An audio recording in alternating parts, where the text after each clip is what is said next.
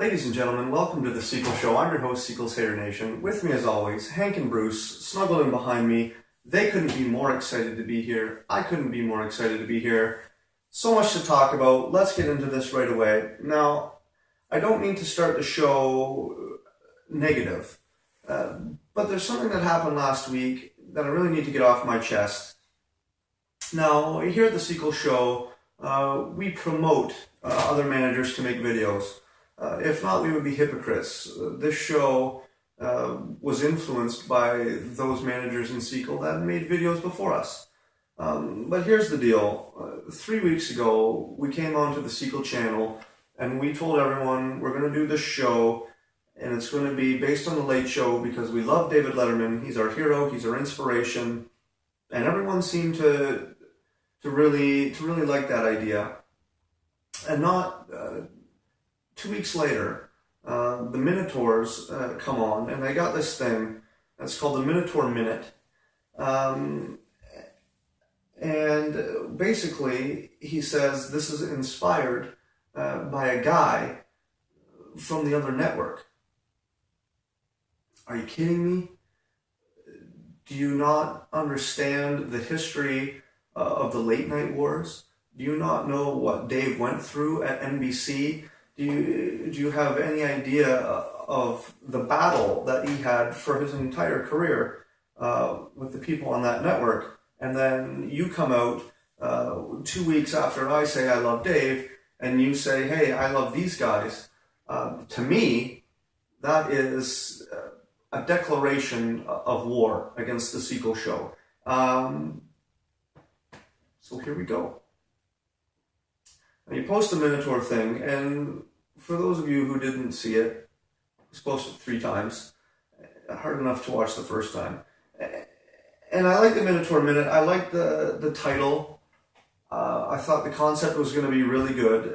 The Minotaur Minute. Here's a minute of what the Minotaurs has to say. The Minotaur Minute, 3 minutes and 53 seconds long.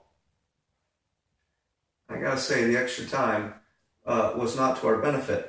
Now, I'm watching this thing, and I'm watching it by myself, and I'm almost laughing, because here you got this guy, and you come on, and what a build-up. You got the music, you got the whole thing, and then it gets to the punchline.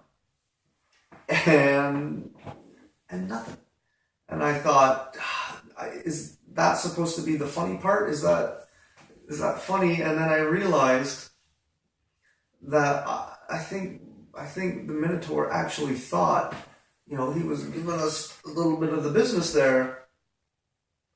And then I just got sad. I mean, there's absolutely no grit to this thing. It was so socially correct and family-oriented. Jay Leno could not have written it any better than this. And I was just so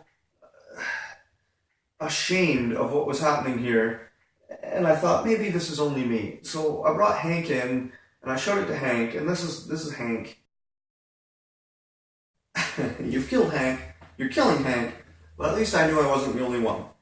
So after I resuscitated him, Hank and I had a little discussion, and we thought, well, we don't want to discourage the Minotaurs from doing more videos, because that's not what this league is about. Ultimately, what we want is for you to get really good at them, so we can crush you. Kind of like Dave crushed everybody. So Hank and I, we came up with a couple things maybe you'd like to think about. Just throwing it out there. Number one, make the Minotaur Minute 1 minute. Come out, say what you need to say, get it over, save us the rest. Number two, and I think I speak on behalf of most of the managers in this league, if you're going to make a show that involves smack talk, take off the pinky ring and swing at us like a man. Because if you've been worried about being the butt of our jokes for the last 10 years, and this is the best stuff that you can come up with, then I have no question in my mind that the Unitards will remain the number 1 butt in Sequel for a long time. We'll be right back.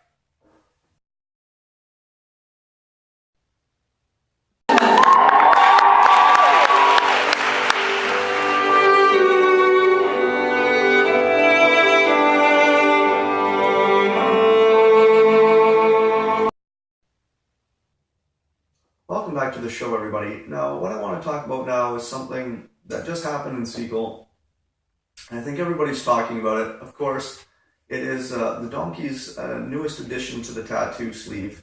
If you haven't seen it, have a look. Let's call this what it is. Ignorant is what this is. I mean, this guy now has a tattoo of our friend's mother on his arm for the rest of his life.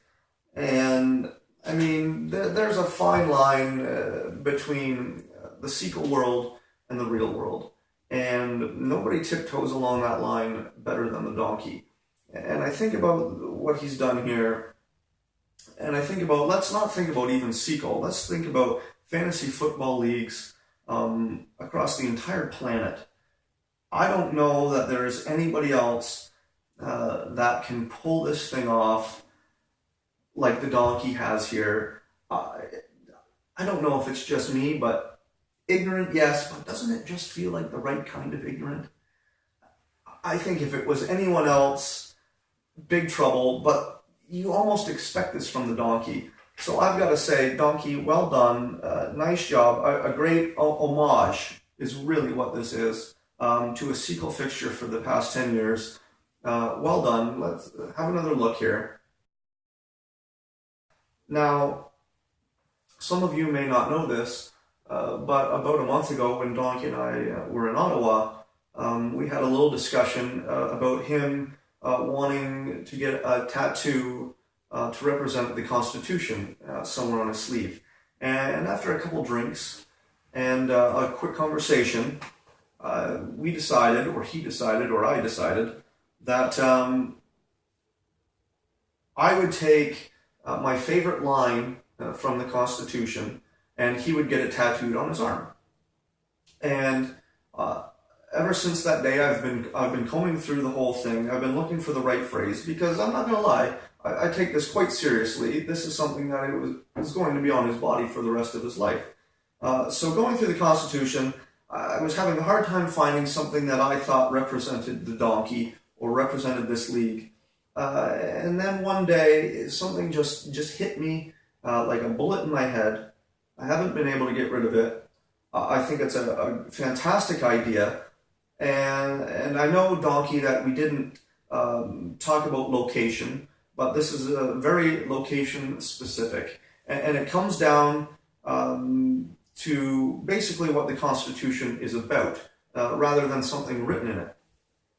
Ultimately, for those of you who don't remember, or those of you who were not in the league at the time, the Constitution was invented as a very detailed and very strict policy about the rules of what was going to happen in SEKL. And ultimately, it was made in order to stop the bickering and to get all of that out of the way, and so we could just concentrate on having fun.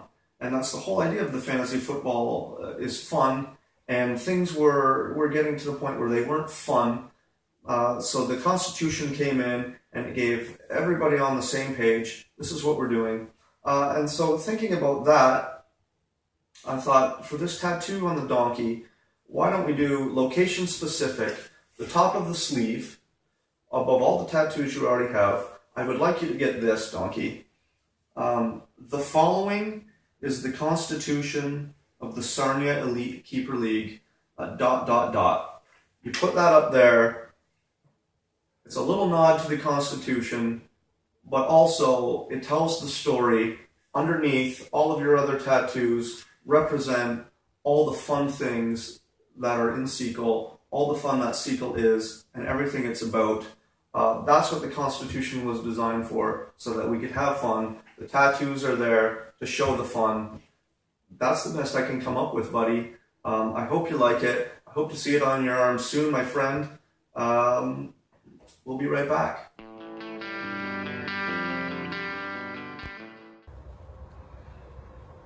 You know what I don't like? I don't like what I see. Our SEKL is falling apart. Managers quitting, trade system all fucked up. What we need to do is make SEKL great again. Just like Trump.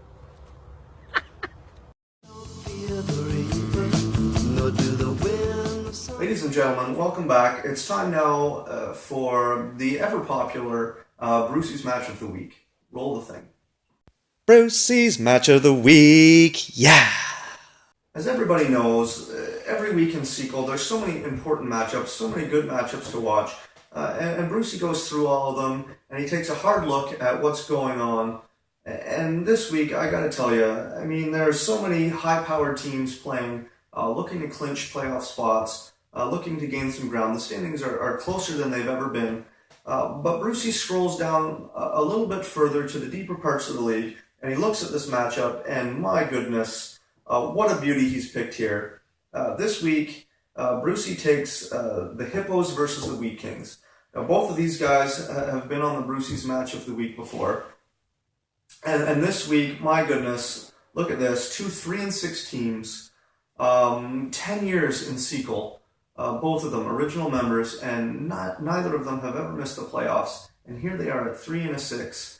The winner of this one gets the foot in the door. The loser, not eliminated, but my goodness, what a setback it would be.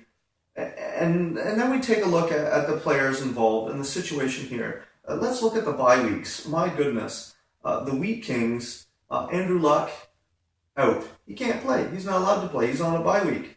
And then on the other side, the Hippos, the T.Y. Hilton and the Amari Cooper, both also on bye weeks. They can't play. They're not allowed to play. The wide receiver core wiped out for the Hippos. So Bruce breaks this down, and he's having a look at this, and he looks at Mike Thomas, Diggs, and Coates versus Marshall, Austin, Edelman. Bruce is calling this a wash. He goes down a little further. He looks at Martin and Bibbs versus Powell Bernard. Bruce is calling that a wash. This is a tightly contested matchup. Then he's looking at the running back situation, and here's where the Hippos might get a little bit of an edge with the Le'Veon Bell completely due for a big game, well overdue, with Roethlisberger hurting and whatever. Should rely heavy on the run, but ultimately, what Bruce has this coming down to, and this is the beauty part of this matchup. The Andrew Luck is not allowed to play. Who does the Wheat Kings put in? But the great Chicago Bear, or the not-so-great Chicago Bear, Jay Cutler. Here you go. You got two self-proclaimed Chicago Bears fans, the Hippos and the Kings, and it comes down to the Kings playing Jay Cutler. Is Jay Cutler going to be the hero, or is Jay Cutler going to be the Jay Cutler that all Bears fans see him as? Even most Bears fans see him as a big bust. I don't know. The Jay Cutler setting records in Chicago at the quarterback position, but everyone, the media, the fan, they seem to hate him. Here you go. You got the Hippos and the Kings with Jay Cutler. He is Brucey's difference maker in this one. I'm glad I don't have to pick it. I don't have anything to do with this. What do you got? What do you got, Bruce, in this one? Brucey is going to take Jay Cutler to lay a huge egg. He's going to take the Hippos in this one. Historically, does not like the Hippos, but he thinks the Hippos is going to pull this one out. He likes Winston and Bell over Cutler. My goodness. Hey, that's Brucey for you, ladies and gentlemen. You got to take it when you can. We'll be right back after this. Come on, come on. Oh, it's on. All of my friends my age, I guarantee you, they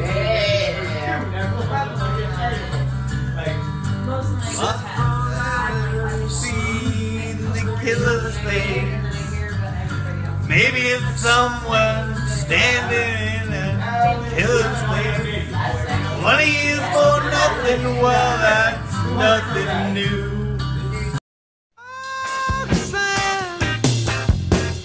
Ladies and gentlemen, it's that time when we have to say goodbye. On behalf of Bruce and Hank and myself, thank you for watching.